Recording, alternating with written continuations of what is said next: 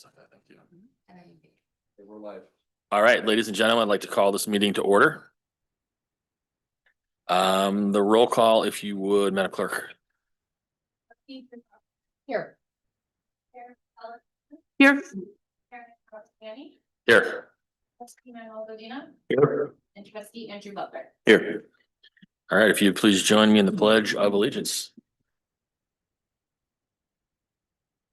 I pledge allegiance to the flag of the United States of America and to the republic for which it stands, one nation, under God, indivisible, with liberty and justice for all. All right, welcome, ladies and gentlemen. Good to have you here on a scorching hot Monday evening. I think the temperature was about 100 degrees-ish. Okay. Do we have a motion to receive the agenda postings, notice of postings? Read them. Oh, thank you, Vice Chair. Madam Clerk, would you please read the agenda postings? The regular board meeting and executive session agenda for July 4th, 2025. The agenda was posted on Friday, July 11th, 2025 at 4 p.m. The agenda was posted on the following locations: the Caldwell School District website and the Caldwell District office. Okay. Do we have a motion? Chairman Manning, I'd like to make a motion to approve and accept the agenda postings for Monday, July 14th, 2025. Okay, motion by Trustee Godina. Do we have a second? Second. Vice Chair Pacina, do any further discussion? All those in favor? Aye. Opposed? All right. Motion carries. All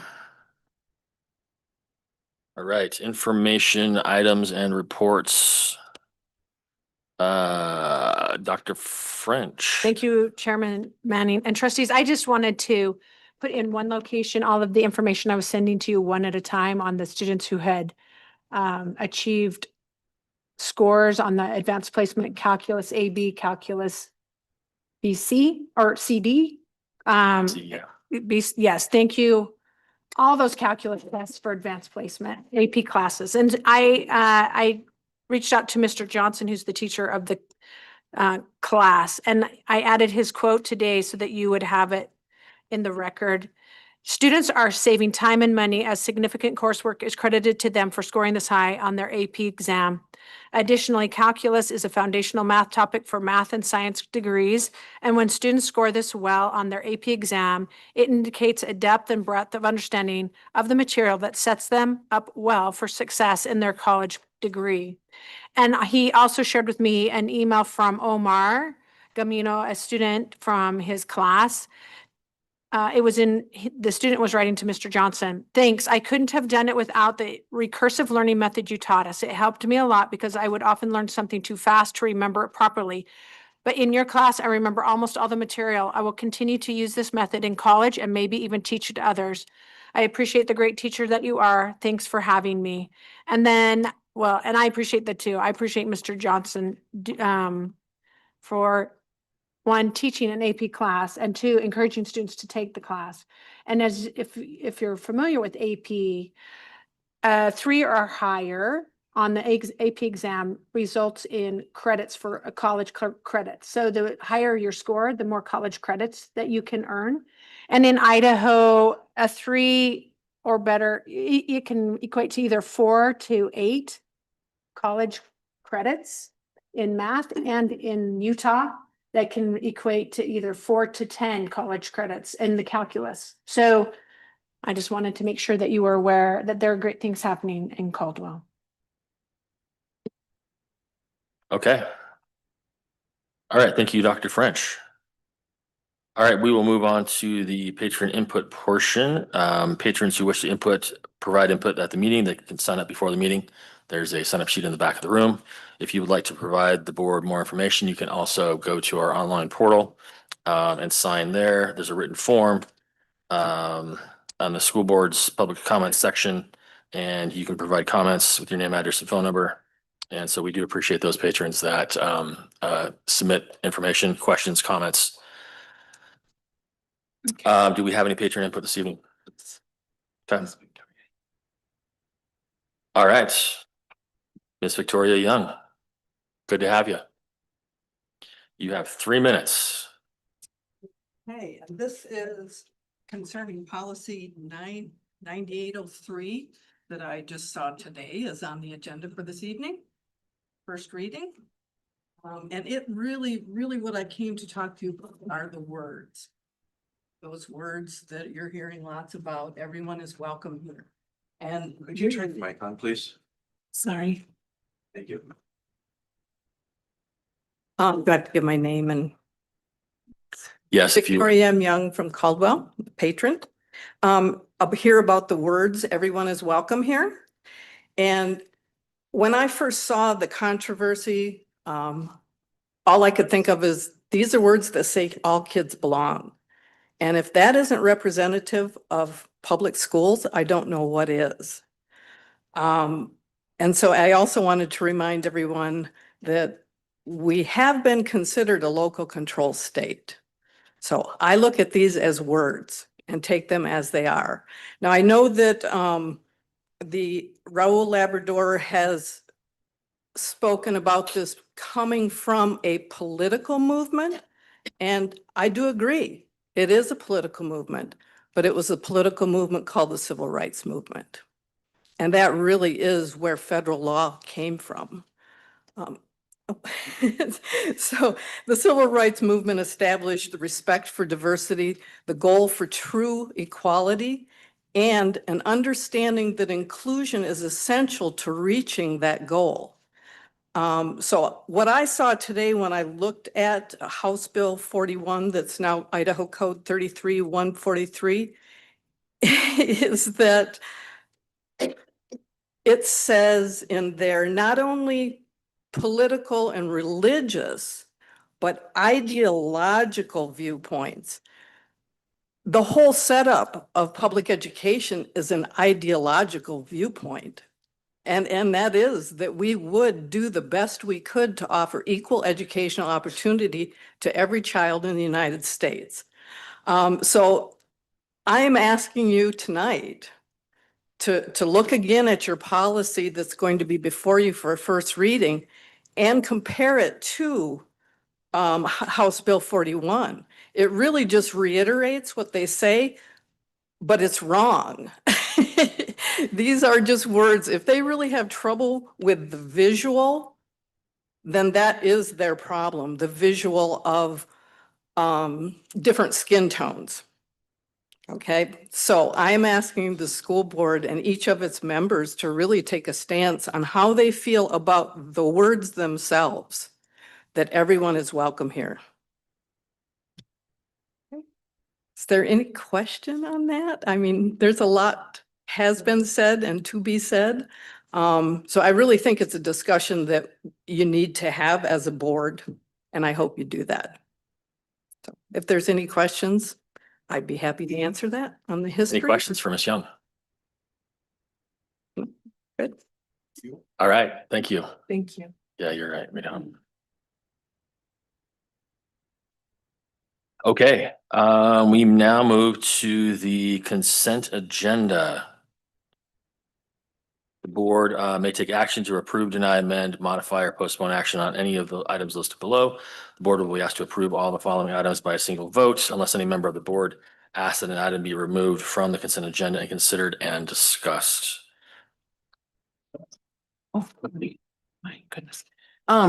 Chairman Manning, if I would like to pull consent agenda F, the foster grandparent program. Okay, anyone else?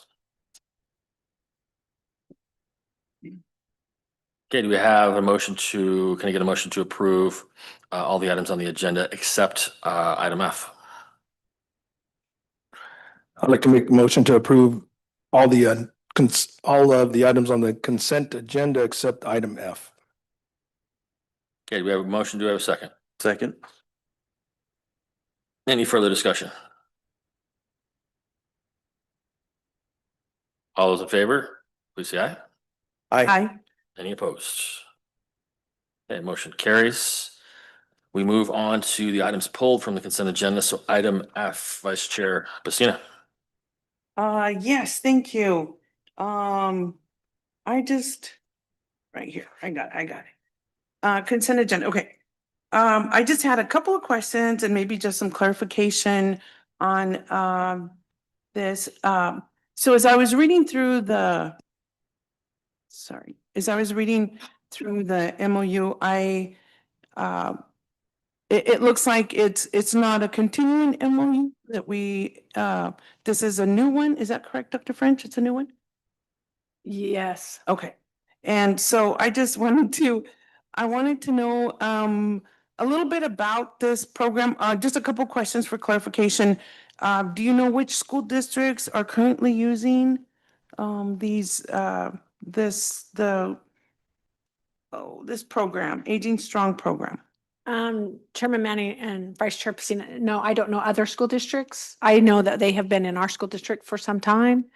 The foster grandparent program is a volunteer program. But I'm not sure about other districts. Okay, so then we have used this program before or something similar to it? Ms. Langen can speak to it. She's We've worked used it them. for several years and actually, Mhm. Vice Chair Pistina, they are currently volunteering at our summer school migrant program. Mhm. There are 4 grandmothers that I'm aware of in summer school, but then they've also been other primarily elementary buildings. For several years. Okay, so the difference with this one right now is that we have a contract now. Is that correct? Or did we have a contract before? I just wondered, if this was, my first question was, is it something new? Chair And Pacina, Yes. the MOU indicates it has to be renegotiated every 3 years, so you just Okay. haven't seen probably for a couple of years. okay, that makes sense. All right. Thank you. Uh-huh. And then, as I was reading it, I think the only thing that, because it looks like their program will take care of, like their secondary insurance and mileage. And the only thing we need to do is provide, if they're here all day, like a meal, which, yeah.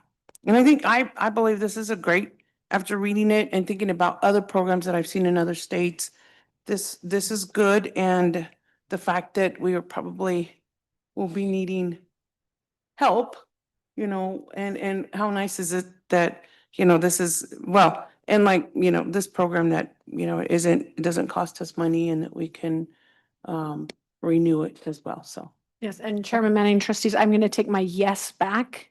So it's you need every 3 years and, Oh, okay. sorry, I'm like, I have seen them at the individuals at Van Buren helping students. I've seen individuals at Sacagawea that are there regularly. So Uh-huh. they are fingerprinted, they background check, but this organization helps find grandparents who want to volunteer. Okay. And I think that's why my question was because all the other programs, the agreements were all listed together. And those are probably the yearly ones, correct? Okay, and this one was just a 3-year and that's, okay, that makes sense. All right, okay. All right, that's all I had. Okay, any other questions or comments about the Janus Inc. Foster Grandparent Program Memorandum of Understanding? If not, I'll take a motion. Chairman Manning, I would like to make a motion to approve the Janus Inc. Foster Grandparent Program MOU. Okay, motion by Vice Chair Pacina. Do we have a second? Second. Trustee Robertson with a second. Any further discussion? All those in favor, please say aye. Aye.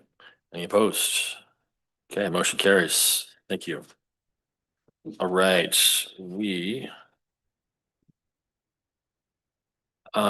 information items, plant facility reports. Is Mr. Carrera here? He Yes. is. Is in the flesh. Chairman Manning, trustees. Still have on the docket here, the signage. I'm taking any suggestions. So I don't just come up with something myself, but we're looking at anything that would represent this Caldwell School District, whether it be the logo, what font. So we're still looking at options for that. So if you have any suggestions, please send them my way. Seringa Middle School, we walked with a structural engineer. We dug into the ceilings a little bit more and got on the roof. We started looking at a lot of the structure part of the HVAC unit. We also sent out an RFQ, or we will be sending an RFQ. We've received it today and we will be getting it posted in the newspaper tomorrow. And then it will be a couple of weeks and we'll be receiving applications for contractors. So 1502 Fillmore, the sprinkler lines are going in. We've got the one side done. We've got it coming from the street. We got the sidewalk repaired. I'm still waiting for some curbing to get repaired. The first phase of the move from Canyon Springs over to the old Indian Creek building has been completed. So all the classrooms have been filled over there. The kitchen has been, or the kitchen and the cafeteria have been filled. The only room that didn't get filled on the first one was the gymnasium equipment, which would go on the lower floor, which will happen in the second phase. So we're 98% complete as far as the first move. So we're looking forward to the 21st and the 22nd being this second phase of the move, and we should be completely moved in by then. Jefferson Middle School, we're about 85% complete with the carpet installation. We've got mostly carpet in. We're still putting the rubber base and moving some items back into the classrooms that have just been recently carpeted. So we're looking to be done within the next 2 weeks at Jefferson. District-wide, we're still doing deep cleaning in the schools, and we're addressing pump stations, ditches, trying to make sure all our irrigation's running. With this hot weather, it's been tough to keep everything going, but we're doing the best we can. So. Any questions? Yeah, any questions for Mr. Carrera? Sure. All right, thank you. Thank you. Appreciate all your work. Thank you, Mr. Carrera. Okay, moving on to the regular agenda. First item up, pay to play. Dr. French. Chairman, Manning, and trustees, I'm going to defer this to Vice Chair Pacina and Trustee Butler. We've had discussions with Mr. Halleck, a couple of different meetings, and I will defer to them to take the lead on this discussion. Okay, Chair Pacina. Yes, we did have a meeting with Mr. Halleck, but we've had maybe a couple meetings regarding the pay to play. And is Mr. Halleck on, or probably no? Okay, all right. I think he And- said he would be available as a last ditch if we had to call him. Oh, okay, okay. Oh, let's make that happen. No. No. So there are in our agenda, there are a couple of, let's see if I could navigate through this, but there are some attachments on our agenda where some information that we had asked Mr. Halleck about the pay to play, and like how much was it costing the school district? And so he's got some numbers, a revenue and expense summary. And then he went in and let us know like how many athletes we have for fall sports, for winter sports, and for spring sports. And there is a lot of information. He divided it by how many girls in the sport, how many boys. And so it was a lot of information. And what I felt I needed that may have been easier is what's on the board right now. And for what I wanted to talk about, we have the fall sports and the winter sports and then the spring sports. And the reason that one of the things that we were talking about was the cost. And so we want to make sure, first of all, we want to make sure that we understand as a board that, our athletic department was, there was a lot of cost cutting because we failed to pass the levy. And so there was a lot of coaches that correct me if I'm wrong, Dr. French, but they didn't have assistant coaches that were getting paid. And so they did, they went the extra mile. They were doing more, for less. And so I want to give them kudos. And like we say in negotiations, we want to honor those coaches for keeping our program alive. And it was, it's kind of like, okay, it's just going to be this once, like, I would think it'd be like when a spouse loses his job and it's like, okay, we're just gonna suffer for a month and then we're gonna be okay but and then all these other things are happening. So for me, it was like, okay, I want to honor the coaches for doing their part, for making our sports run the way they needed to be, and then also honor the community that helped us with these fees that the kids that we had implemented. And so what I do want to clarify tonight is we are not talking about fees for traditional athletes, meaning those athletes that attend school with the Caldwell School District. So that's including our middle schools, that's including Caldwell High, and that's also including Canyon Springs. So what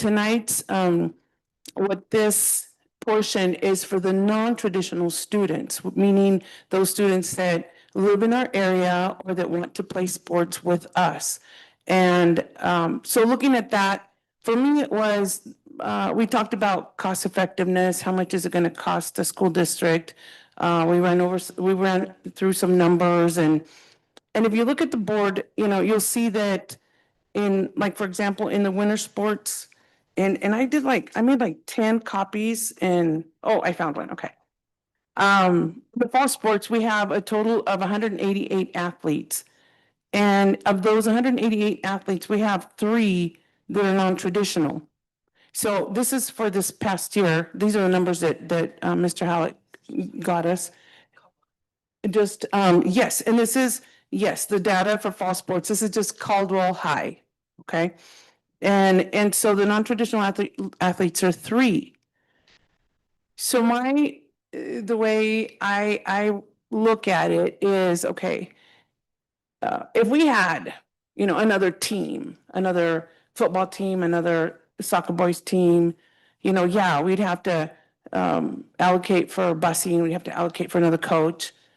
But and what I see in this is like, we've got 3 kids that, and my thing is, can we absorb them? Can we get them, can we squeeze them into a bus? Can he also be taught by the same coach as a team? And that's where I'm going with, how I wanted to propose this, but then we have Andrew Butler who has to, no. And it's good that we have a committee so that we can, bounce off of each other's ideas and what is important and what, and so, he'll have his moment to speak. I was thinking about like the busing situation as well. How many buses can we get? I put asterisks on the sports that the kids are gonna have extra gear, like football or like baseball and softball. So you can't squeeze, 2 kids on a seat or 3, much less 3 kids on a seat. And, but then again, with that extra kid, or 2 extra kids. Now you will see in our spring sports that we do have 10 non-traditional athletes. And I think Mr. Halleck was saying that baseball, we get some baseball kids that come and play with us. And so, and that might be, I don't know if it's in baseball, I don't know if it's track, it could be tennis, it could be softball as well. But if we divide, 10 into possibly the 4 sports, it could be 2 in each sport. And once again, to me, it's easy to absorb those kids without, increasing our expense is where I'm coming from. But, so that's the way I was looking at it in this sense. And I know that, I don't know if there's 3 and 3 and 10, there's 16 kids. I don't know if maybe one of those kids is doing a sport in every season, and so I don't know that number either. So, but it's just kind of like, for me, I wanted the board to have this information so they could see, like I said, there's a lot of information in the reports that Mr. Halleck sent us, but I also wanted to state one thing is that, you know, the pay to play, I think is is a triggering word for a lot of parents, because it's like, oh my gosh, you know, and I, you know, because we passed the levy and we brought up that pay to play, and we may have used it before, but I think it's a trigger word for a lot of people, and I would like to, you know, put it to rest, not use it anymore. If we could use a different, because it's, you know, I think it's triggering, and it's connected to the bad stuff that happened, the not being able to pass the levy. So, but anyways, it would be great if we, you know, don't use that, maybe just an athletic fee sport or something, but I'm not saying don't ever, you know, charge any fees for sports, but I'm just saying if we could not use that terminology, that would be great. It's just a suggestion, but, and that's my, you know, kind of what I saw, my report, kind of what in a nutshell. But like I said, I do want to give honor to the coaches that, you know, worked really hard. We had some amazing programs. We had some good, you know, outcomes, and so I appreciate all their help with that. But, Mr. Butler, Trustee Butler. Thank you, Vice Chair Pacina. Yeah, they were good workshops, again, with Mr. Halleck and Dr. French, and appreciate all the information and the work that Mr. Halleck and his team, it's tough to call it a team. There's only one or two people that that he has to help him on a day-to-day basis. But, you know, again, all the coaches and volunteers, that's all his team that go out there every day and pull weeds or help paint the fields or whatever, and feed the kids on some activities, get snacks for the kids, things like that. So we really appreciate everybody's hard work and willingness to step up and help out. I think it was, for me, a lot of this information was just that it was actual information. You know, it's tough to make decisions based on hypotheticals and not knowing. And so, yeah, I think when it comes down to it, I was thinking of it more as rather than individual students or student athletes, but how many spots are open.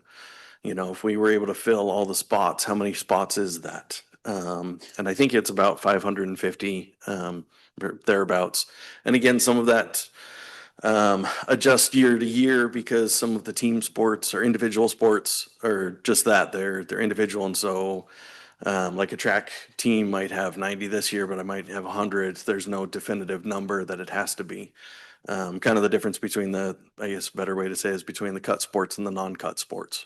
You know, obviously the cut sports have a defined number, the non-cut sports don't. And so that fluctuates from year to year. So keeping that in mind, out of about 550 or so spots, Mr. Halleck let us know that between 20 and 30 every year are from out of district students. So charter and homeschool students. So I think that helped put a lot of things into perspective for me. He did mention that there's other districts like Boise who has out of district students in the hundreds that are playing athletics. And so that's a major impact to what they're doing. So when you think about, you know, 20 out of 500, it's, you know, only about 3% of what that entails. I think it was also interesting in the conversation with Mr. Halleck that, and I think one of the letters that the board has received for public input on this is kind of the reminder that the IHSAA, who governs high school athletics and activities, kind of mandates that if a student goes to a charter or homeschool, that whatever traditional district that they live in is the one that they have to play sports in, and they have to attend for that. And so they don't really have a choice of where they can go.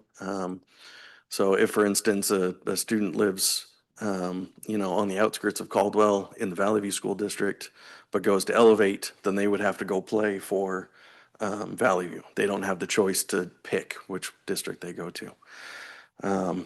So that's some of the reason why we get the students that we do.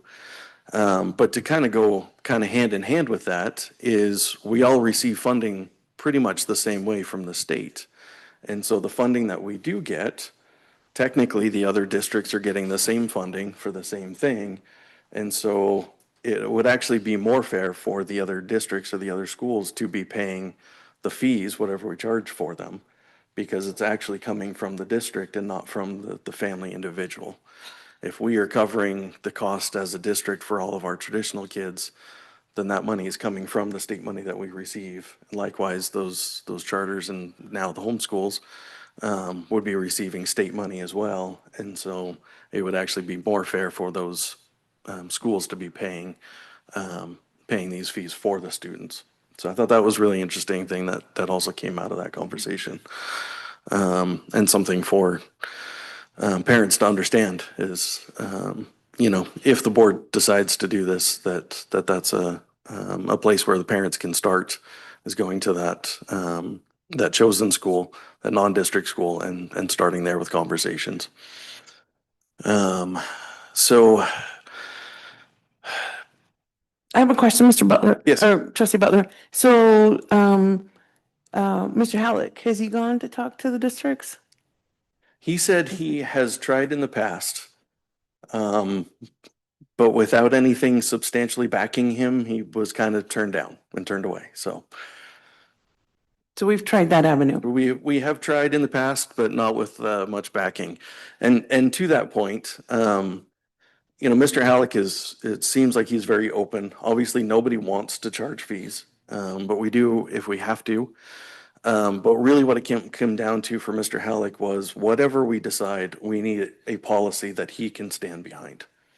And so that was the most definitive thing for him, was if it says that we're charging a fee, then who collects it? When do they collect it? Can that student play before it's paid in full? Can they make payments during the season? You know, whatever it is, try to make that policy clear and well-defined.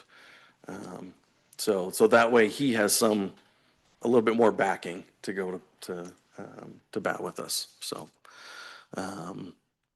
that was kind of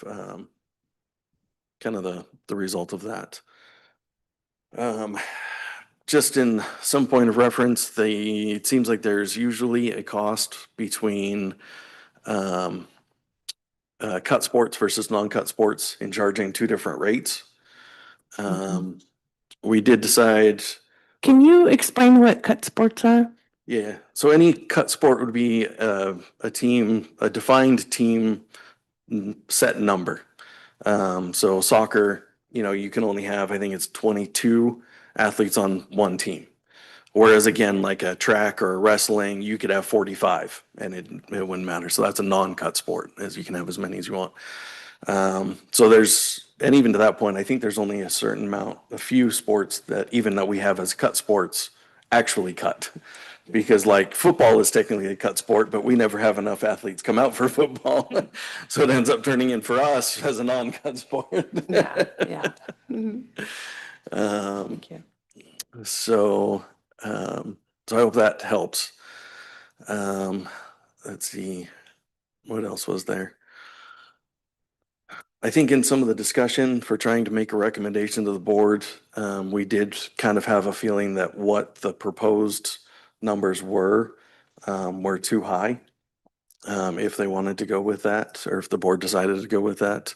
And that was kind of leading me to where the difference between the cut and non-cut fees go. And the idea is that a cut sport actually costs more because then you are taking a spot from a person. And so it's a little bit harder to do that. So that was kind of the rationale that was given. Again, we can do, if we need to, whatever we would like to, if we do one fee for all or a staggered fee. Dr. French. Chairman Manning, Mr. Shore, would you show the proposed fee description? It's just in the agenda. Thank you. There.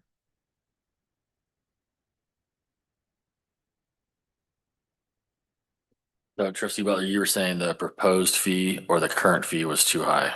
The current fee as it is if we were to continue this, that it did seem too high. So, So on this chart, mhm. looking at high school pet sports, 460 is the current fee, and proposed is that Yes, 30. correct. Correct. So that 460 and 300 down that first row seemed too high.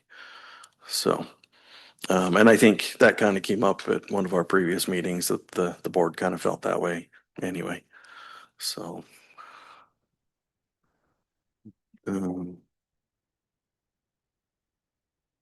Okay, any other thoughts on the fees, questions, comments, Chairman Manning, Mr. Robertson? a question for, I guess, our two trustees that have been on this committee.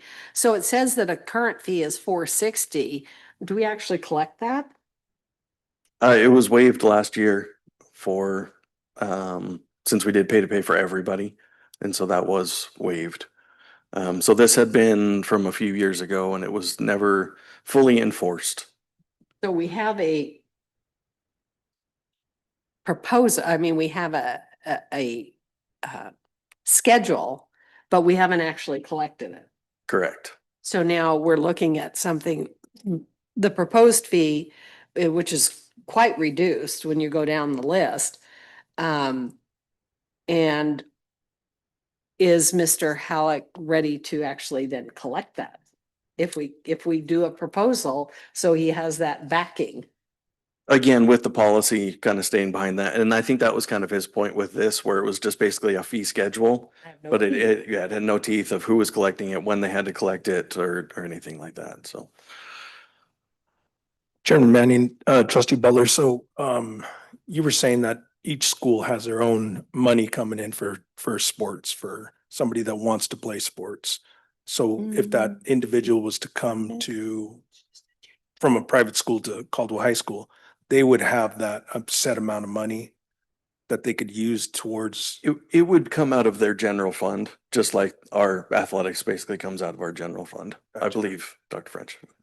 So where we get based on average daily attendance. Yeah, So they would get that same money from based on average daily attendance, but we have the athletic costs rolled into ours gotcha. so that it actually disproportionate for that. Okay, So. thank you. Did we learn about any like mechanisms that might work for districts? I mean, obviously, Mr. Halleck has tried in the past, was unsuccessful. Are there any sort of official mechanisms to do that we know of? In terms Let's of go. This question goes to anybody who can answer it. making the other. The online world, drop us an email. Making the other district or Districts pay. schools pay. Yeah. Unfortunately, no, and I think that's where Mr. Halleck has kind of hit a roadblock in the past. Unfortunately, it would kind of come down to families to kind of basically demand it from their homeschooled or from their non-traditional school. I guess the way to say it. Yeah, and so there's not a mechanism for them to demand that they pay that if you're No, going to a charter, you're going to a private school, or right, you're going to an online school or homeschooling or whatever. Okay. right. So it's kind of one of those things where the IHSA has set that up, but yet there is no kind of funding mechanism for that. So. Okay, other comments or questions? Oh, Chairman Manning, oh. Did you want to- Chairman Manning, so Yeah. so can somebody clarify this for me again? How many non-traditional athletes do we have in Caldwell? Is it just these here that's on this, or is it This So the year, this year 26. there's 16. 16? Okay. Yeah. Mhm. And it held, now, to that point, I was talking about spots. Mhm. Now, Mr. Halleck did say that of those, 550-ish spots, it's really only covered by about 300 individuals. So there's a lot of multi-sport athletes, student athletes that would affect. But there, for the non-traditional, this year there was only about 16. He says that fluctuates between that 15 to 30 on any given year. So, Chairman Manning. So for me, it's just the way I feel about it is that, sometimes sports, the fact that you do sports and the fact that we require that kids have good grades or else they can't play sports. Um, to me, the fact, the sport with Caldwell High School and they have to have good grades. And I just feel that sometimes that's kind of for the kid, a make or break, more or less of, that sport is helping them stay in school. That sport, because the love of their sport. And, sometimes anymore, I'm just like, what is it that we can, our lunch program, make kids come to school and, because they, what is it? Is it, our amazing staff, our coaches, our sports, to have them, stay in school, come to school. And, when I look at, we did not ask to see primarily where these kids came from, but if they are in our district, sometimes I feel that because of our low social economic environment that we live in, I just feel that it would be tough for these kids, and like I said, I'm thinking about, okay, if we had to get an extra bus and if we had to get an extra coach because we had all those kids, then I could see, charging more if we had, like 150 like West Ada or the non-traditional 360 at CUNA, then yes. But where it's minimal, I just feel like my recommendation would be that we do not charge these kids. And I know if they could, if we could, I, I see it being very hard for the parents to demand from their schools that, they pay for the kids for that district to send us a check to the Caldwell School District so those kids can play. Because as tight as budgets are, and I'm not, I'm not gonna say, okay, you can eat, but I'll not eat because I want you to eat, my example is, I'm sure that those schools also, whatever their funding mechanisms are, they're using it for other programs, I would hope, but I'm just saying that um, I would like to recommend that we do not have a pay-to-play fee for our non-traditionals because I feel that the amount of these athletes is not a lot. And I feel like it would be detrimental to their,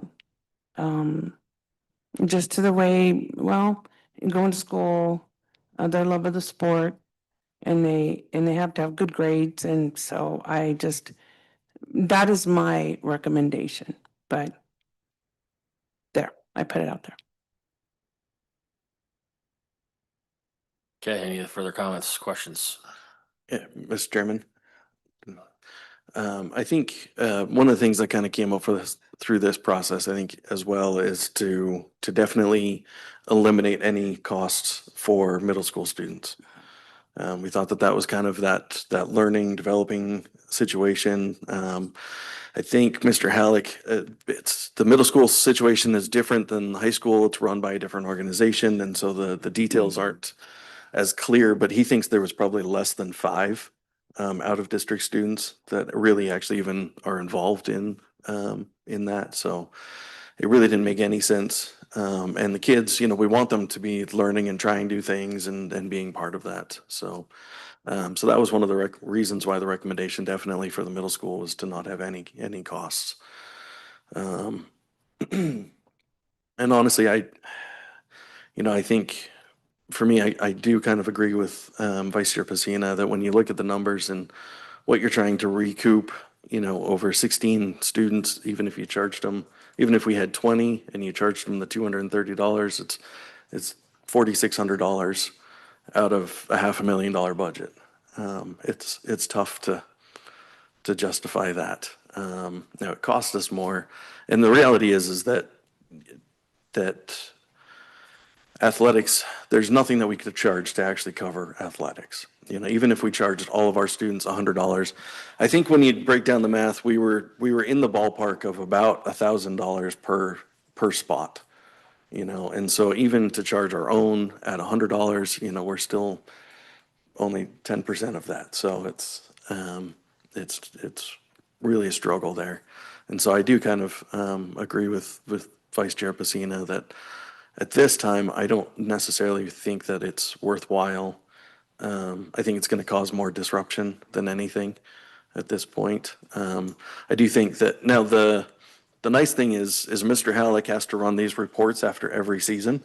And so he has a history of all of this and how many students participate and everything. And so I think there might be a mechanism that, yeah, maybe if we hit a consistent, 50 or 75 out of district, then maybe we do need to revisit it. But at this time, it's a small percentage.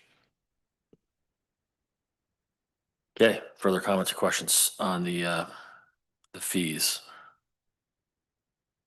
The big, beautiful fees. Thank you for not saying pay to play fees.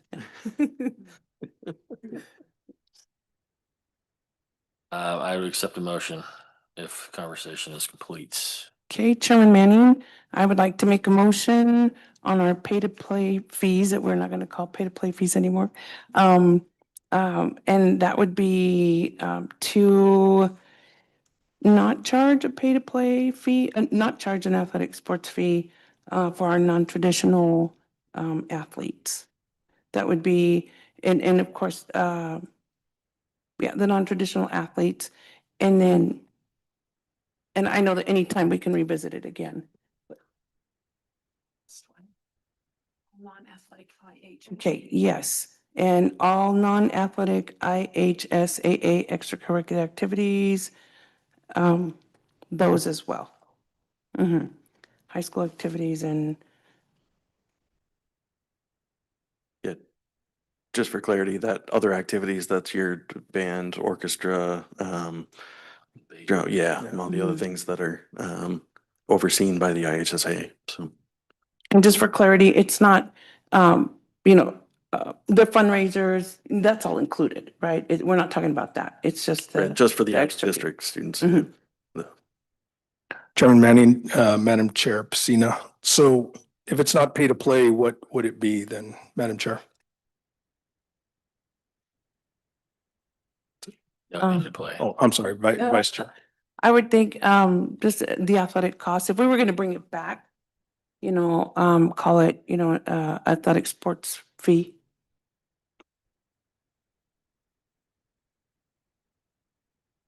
I just think it's, I've heard it from some parents. I've heard it, I just think it's triggering for some. We can find a name. So what has it been called in the past? Because if it's, I'm just trying to think, what do we, if we're passing this or rescinding this, or if we're just not making a decision on this? No,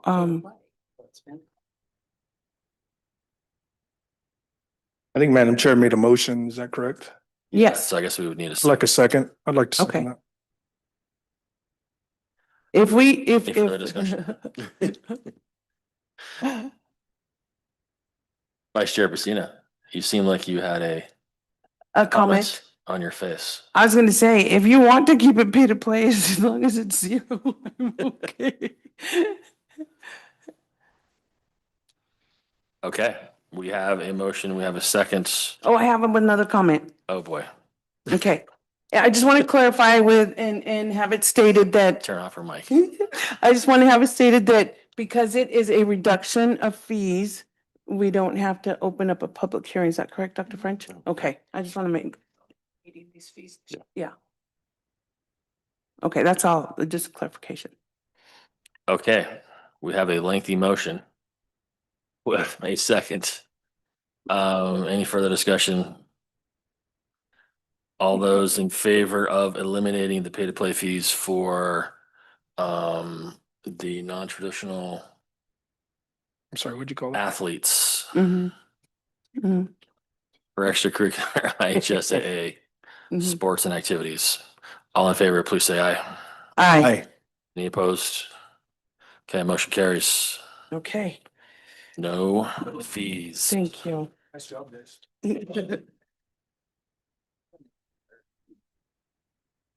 Okay, we move on to item B, fiscal year 26 budgets. Dr. French, who's going to speak to that? Yep, thank you, Chairman Manning, Ms. Mead, and myself will speak to that. Just to give you an update, I've included letters that we received from the Idaho State Department of Education. I have also copied in a letter that I received from the National Superintendents Association regarding the federal dollars that were frozen on July 1. So Ms. Mead can speak to that, and then we'll also give you an update on community school funding, which is part of those federal dollars. Chairman Manning, trustees, and Dr. French.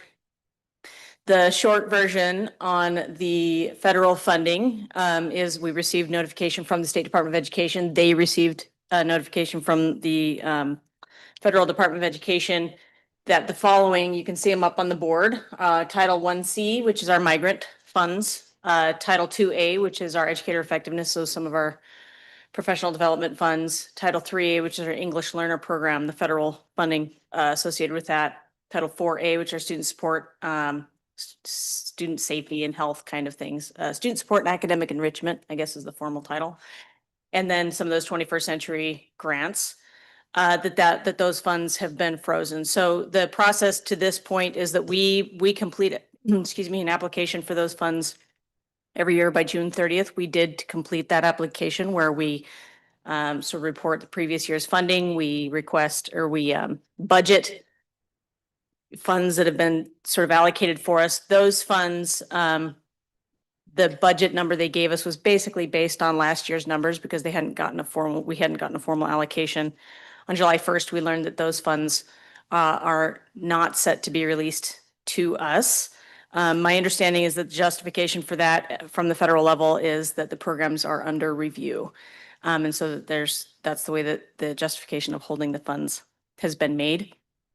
We don't know what that means. We don't know how long that is. We don't know really anything at this point beyond what we've heard. We're waiting anxiously all the time, as is the State Department of Education, for information about this. But we have completed our budget. We do have our programming ready. We currently are, it's not that we don't have and aren't looking at a plan B, but right now we're working hard on not inciting any kind of panic about it. We're proceeding as for the next at least couple of weeks, hopefully, as though our application is going to be approved and those funds are going to be released. The funds were approved by legislature. It's simply a matter of that they're being held and not being allocated. So all of these funds are granted to us through, we're allocated the funds and then we seek them on a reimbursement schedule. So we spend it and then we seek reimbursement for it. Same thing at the state level. And it's just been indicated that we're not going to be able to do that. So right now we are kind of waiting for more information before we go too far down the road of turning things upside down. One thing I do want to emphasize is that freezing funds or withholding funds does not change our obligations under federal law to serve these students, to meet these obligations, nor would we want to change that. So if it comes to that point, then what we'll have to do is, it doesn't work just like saying, well, if you get paid out of this fund, then suddenly, you don't have a job anymore, because those requirements are mandatory. And as I said, we'd want to serve those populations and all of our students anyways. So if it comes to that, then we will sit down and have some serious conversations about how we're and shift some things around. So that's really all we know. It's not a lot, but we want to be cautious about moving too quickly based on very little information. On the other hand, we are cognizant that at some point, some decisions are going to have to get made about budgets if we don't have further information. We are impacted by the first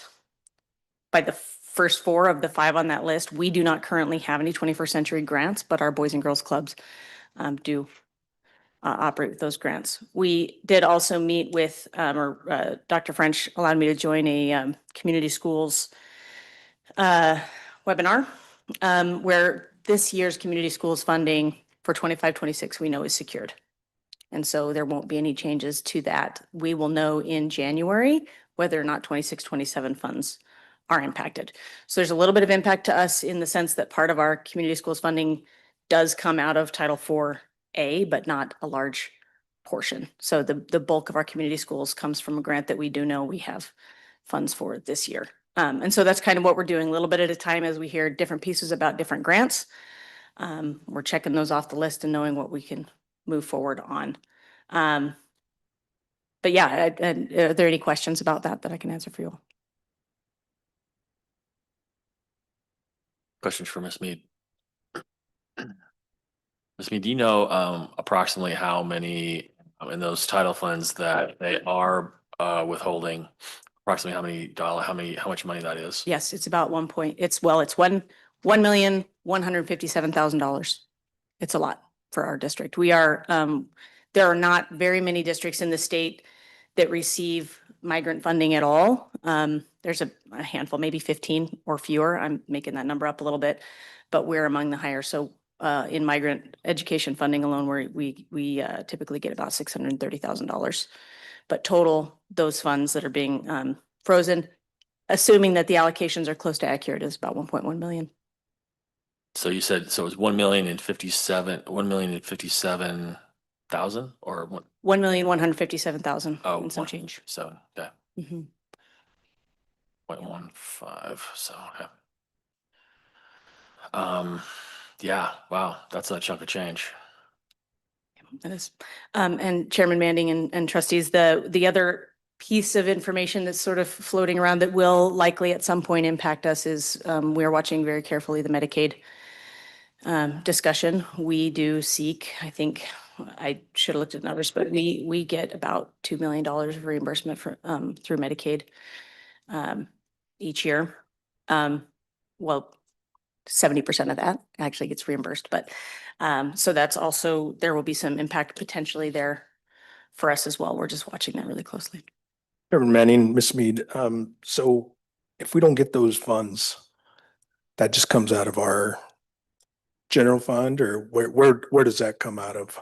Chairman Manning, Trustee Godina, that's a really great question. As I shared, part of it is really just stepping back and saying, okay, what, to some degree, yes, what we can do is look, we do have other, for example, our Title I funds. The first thing that we would do is look and say, which things are we funding out of Title I?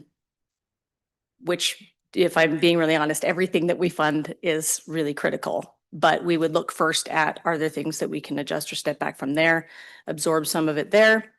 And then from there, yeah, it would come down to some combination of money coming from the general fund or reducing programs and staff. So follow-up question. So out of the migrant education, all the list of 4 that you gave, 4 or 5? Well, there's 4 that are impacting us directly. How many are impacting the migrant education? How many of those on that list are?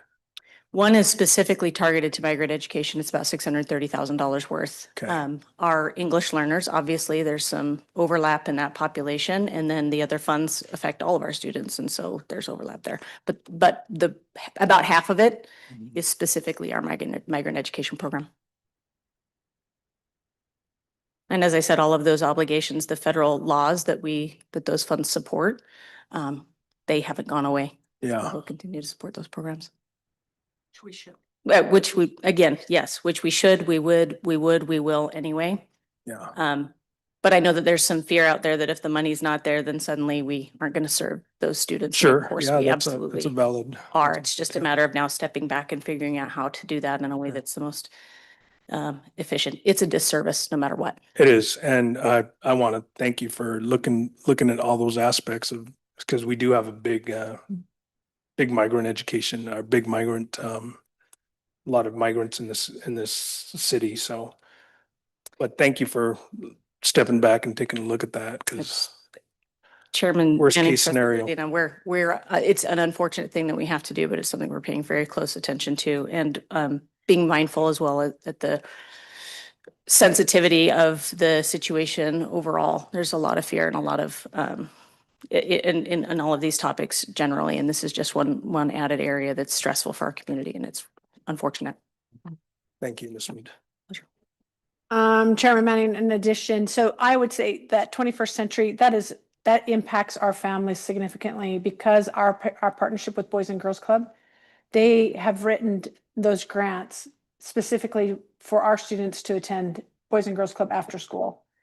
And it's a significant amount. It's just, I'll say around $250,000 that they would be not receiving, which it doesn't, that's also in Nampa. But the service that they provide to our families is so important that we know kids are safe. You know, families need to know their kids are safe. The other information that we've shared with you, the governor, I've added some news stories that came out, the 6% planning districts needing to plan on a 6% holdback. And then today I shared with you a letter that was in my inbox from the governor's desk about Idaho ends fiscal year with a balanced budget, hundreds of millions of dollars on bottom line. And speaking with Mrs. Sanderson, we are not quite sure what we should be doing. So everyone we're all on, almost like a wait and see. We've been told to plan on 6%. And then this news story broke today that receipts are up and there's money in the budget. So we will have to keep you updated on when we receive it. We have not been given a direct directive about making that holdback. It's been just thrown out this summer. So.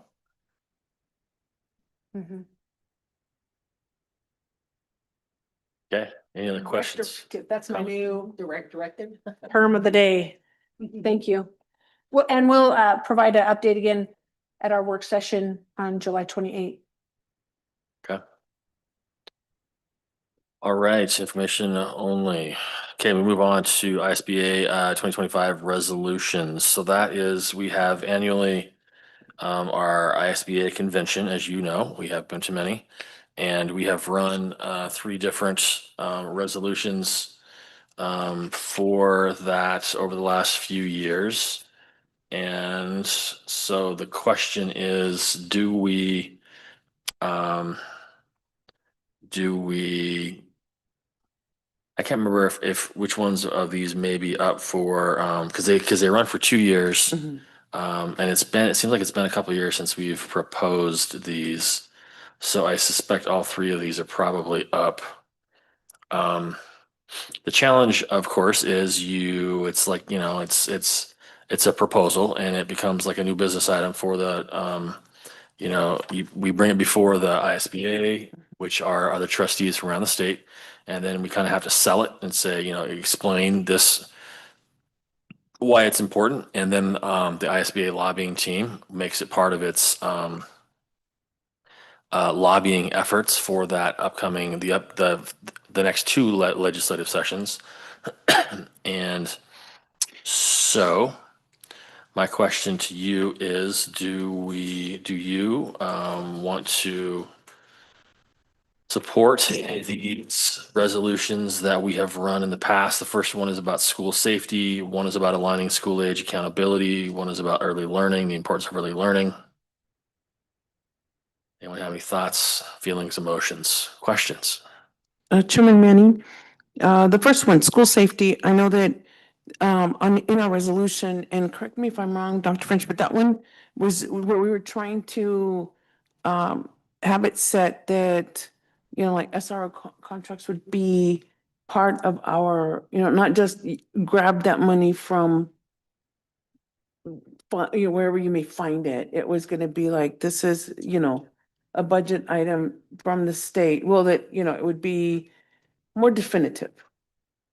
Is that correct? So there are copies of the resolutions in you can pop them open. They're in the Okay, agenda. Yeah. okay.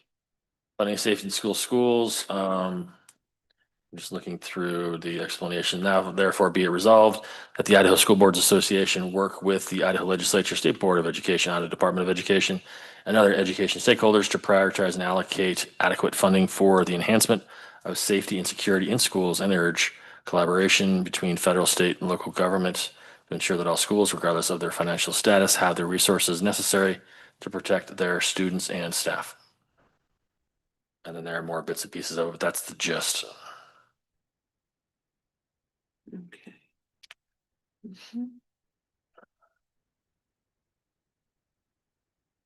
It's because I think, you know, we were getting money, we used to get the money from lottery tickets. That was part of it. Safe and drug-free schools. Yeah, yeah. And it was, you know, it's something, I think a fund that's declining. It's good for those that stop smoking, but it's not good for us. Yeah, Oh, yeah, and tobacco products and lottery winnings. in lottery winnings, yeah. And we know they've stripped all lottery winnings from us Mhm. completely. So we need a better funding source. I would like to keep that one. That resolution for sure. I don't know how the rest of the board feels and So I'm looking at, it says 2024 proposed resolution. I can't remember, did we initially, does anyone remember, did we initially propose that one last year? And if so, does it still run for a year, this next year? I can't remember when we initiated that, to be honest with you. Chairman Manning and trustees, I believe you did propose it. We can check with ISBA to see if it's going. another year. Yes, Okay. we sure, we'll reach out to Misty and or Quinn Okay. on that. Mhm. And if not, we would like it Mhm. to be there. Yes? Yes, yes. Okay. Aye. And early learning, I think that is, yeah, very, very important. I would like to see, you know, if it has another year of life in it to keep going, and if not, I would propose that we re-propose it. Mhm. Okay. Any other thoughts, comments, Aligning questions? school age.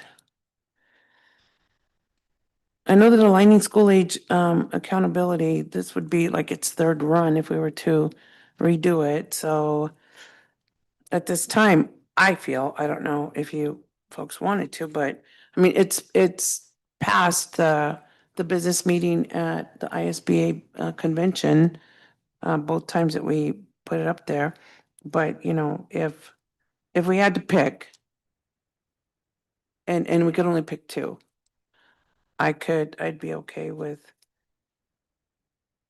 doing the school safety and the early learning. But if you guys want, we can add that one as well, the learning school age accountability. Further comments, questions from the board? So because this is an action item, we have to do a motion now on whether we support them or not.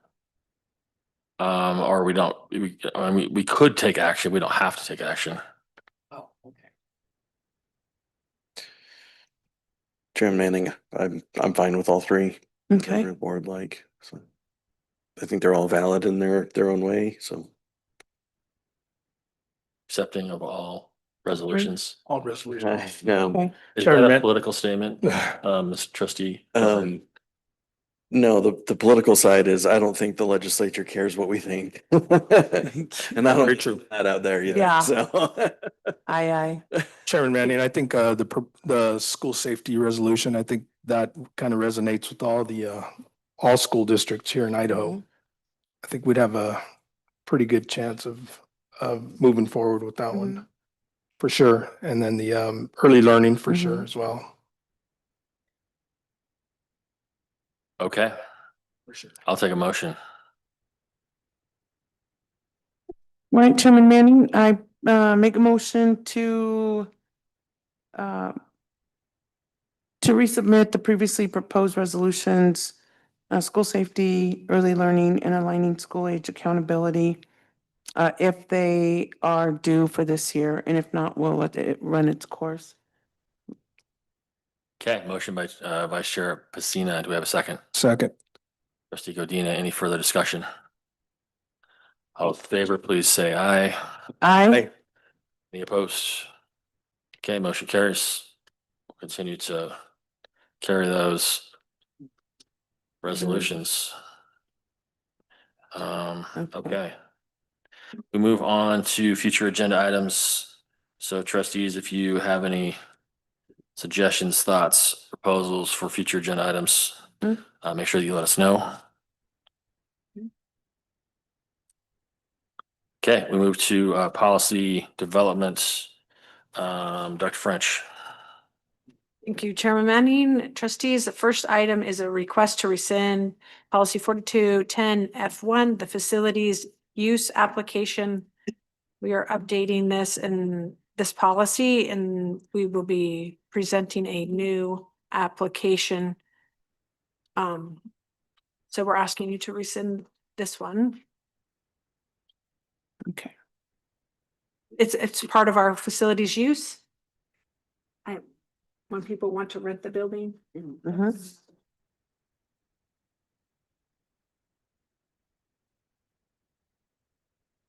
Okay, request to rescind. Chairman Manning, I'd like to make a motion to rescind policy 4210 F1, facilities use application. Okay, motion by trustee Pacini. Do we have a second? Trustee Robertson with a second. Do we have any further discussion? All those in favor, please say aye. Aye. Any opposed? Okay, motion carries. Chairman Manning, trustees, on our errata revisions, policy 1500P, board meeting procedures. This is an ISBA update based on Senate Bill 1007. Policy 2435, advanced opportunities. That is also an ISBA update. Policy 3525, immunization requirements, ISB required update based on House Bill 290. Policy 4210, community use of school facilities, where this is the policy that we are updating. Then policy 4210E, school facility rental fee schedule. We have policy 4600P, volunteer assistance procedure. This is an ISBA update based on House Bill 224, pardon me. Then policy 7405, procedure, public works contracting and procurement. This is an ISBA update based on Senate Bill 1118. And policy 7407, public procurement of goods and services. This is also an ISBA update based on Senate Bill 1118.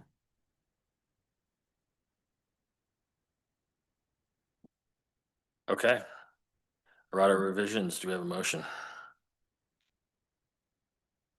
I have a comment. I know that we can do motion and then second and then do comments. But Okay. may I Let's go for a comment? comment. Okay.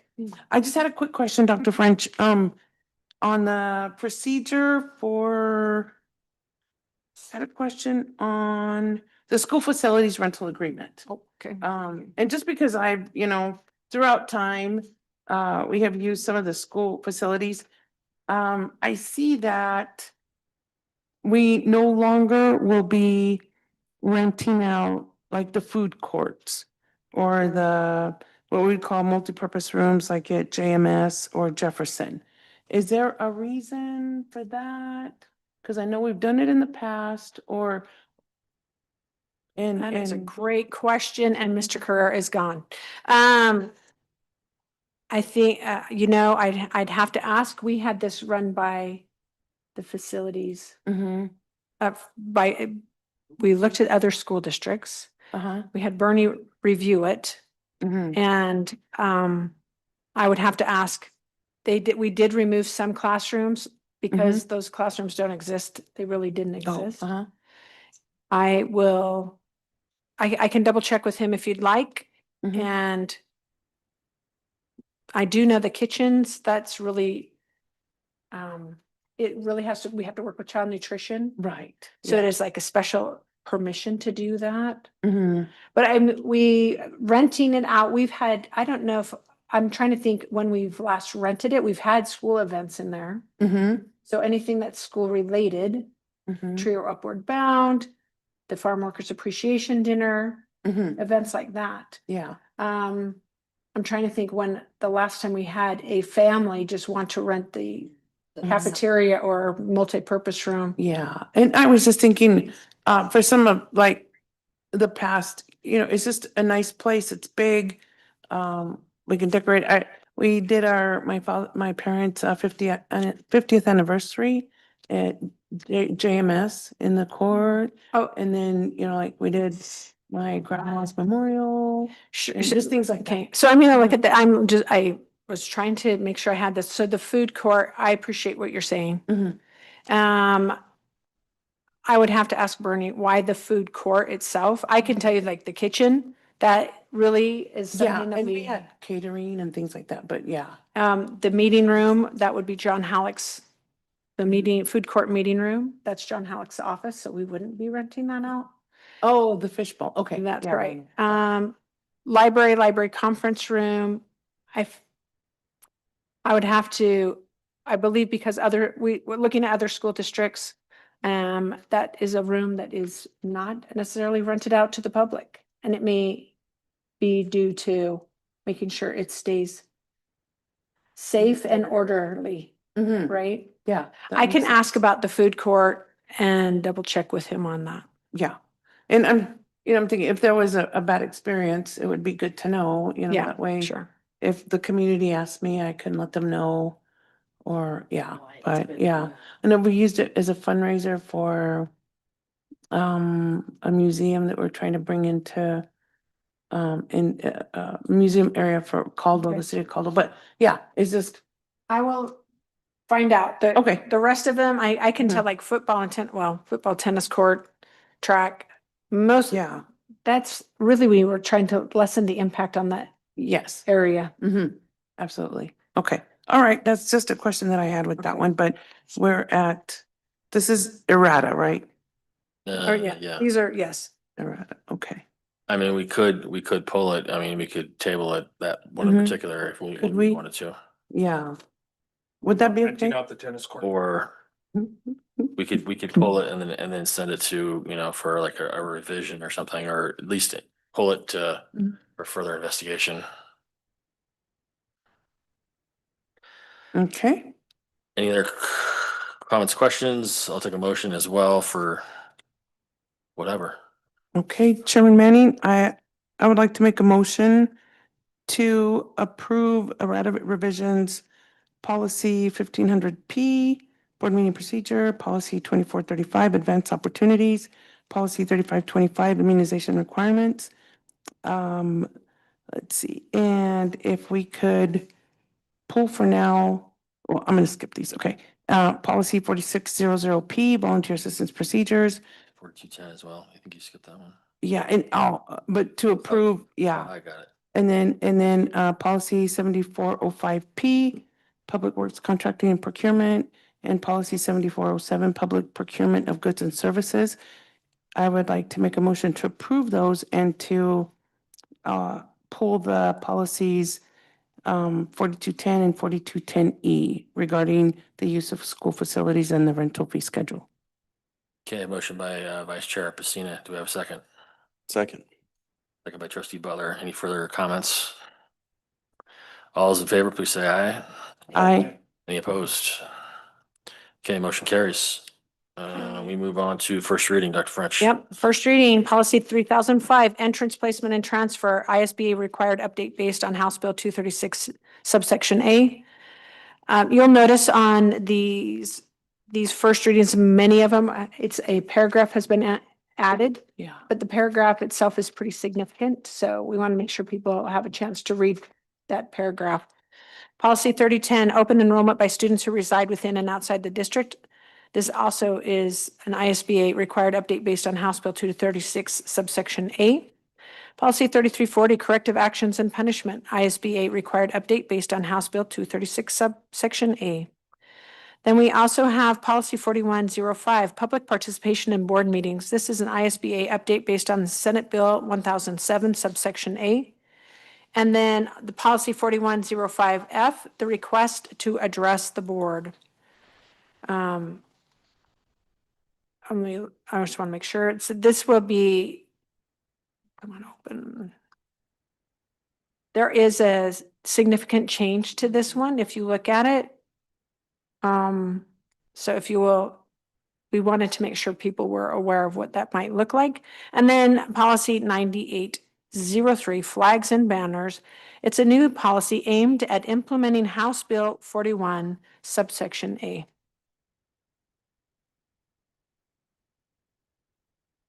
Okay, comments, questions? Chairman Manning, I would like to address policy 9803. I know that we had public input on that one, flags and banners. And I kind of I wanted to know, I thought I had read something in the news that something that Boise School Districts had done. So I don't know, Dr. French, if you have that information. You know, Uh, they sent out a letter to staff or something. Chairman Manning and trustees, what I am happy to do is bring that at our meeting on July 28th Okay. in regards to the Boise School District's decision. Number 3, I believe this is where the Boise School District acted as an LEA. They remember that you may, by a motion of the board, adopt official school and district flags. And they made some district decisions based on, I believe, yes, the law allows for the district to make decisions regarding the district when it comes to official school and district flags. But I'll follow up on the 28th. Okay, Okay. thank you. So they could potentially adopt the Confederate flag or something. I As mean, the official probably. flag. Yeah. Yeah, I mean, As the official flag. theoretically. Not looking for loopholes. I'm just thinking, just percolating, that's all. Other comments or questions about any of the policies up for first read? I noticed that 9803 it's a pretty succinct policy. It says which flags can be used, which banners. And of course, my mind's going, oh, is a circle a flag or a banner? What if you had a design on it? I'm looking for all these kinds of loopholes, and I'm sure some people will. I want to know what succinct is. Short, terse, limited, short. I guess succinct sentences, short. Yeah. Short, Point. okay, Yeah. thank you. I didn't want to Google right now. Okay, I think Chairman Manning, Trustee Butler. I think to that point on this, where it's a new law that just went into effect, I think for me, it's better to err on the side of caution in this first year and then see how things play out. As we have discussions with legislators, with our Attorney General, and see where things go from there. I would rather err on the side of caution with a lot of new laws and new regulations to see where it goes, and then adjust policies and procedures to follow suit. That's my 2 cents. I sometimes like to know the edge of boundaries, That's just me.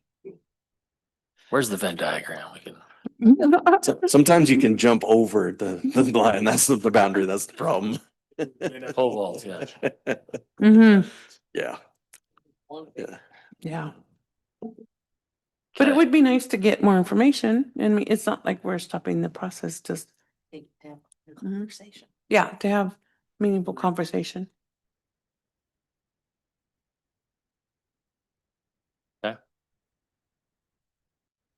Any other comments, questions about first reading of policies? I would take a motion. Chairman Manning, I would like to make a motion to accept policy 3005, entrance placement and transfer. Policy 3010, open enrollment by students who reside within and outside the district. Policy 3340, corrective actions and punishment. Policy 4105, public participation in board meetings. Policy 4105F, the request to address the board. And at this time, I would like to put a hold on policy 9803 until we can get some more information and have more discussion on it. Okay, so you want to table policy? Table, yes, 9803? sorry. Okay. Second? Do we have a second? Second. Second, so motion by Vice Chair Pacina, second by trustee Godina. Any further comments? All those in favor, please say aye. Aye. Any opposed? Nay. Motion carries. Okay, The trustees, I do want you to know, it is law. So we will need to comply to the law in regards to banners, flags and displays. So, Okay.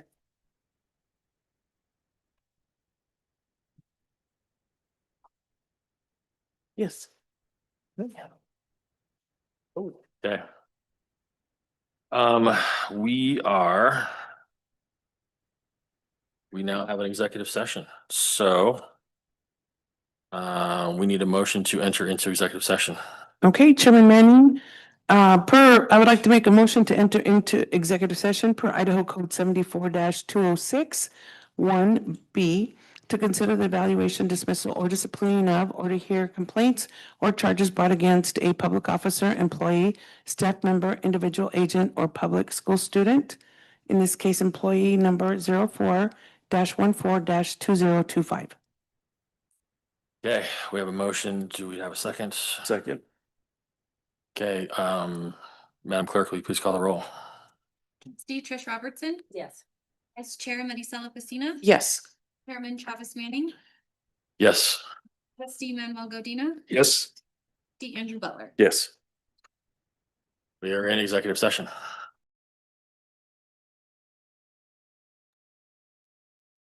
Okay, she's thumbs up. There you go. Okay, we are coming out of executive session. Trustee Butler. Mr. Chairman, based on information that we've received tonight, and with regard to employee number 04-14-25, I move to approve. 2025, correct. Yeah, I only have 25 on mine. Okay. I move to approve employment decision number 2 and number 5. Okay, we have a motion by trustee Butler. Do we have a second? Second. Any further discussion? All those in favor, please say aye. Aye. Any opposed, nay? Okay, motion carries.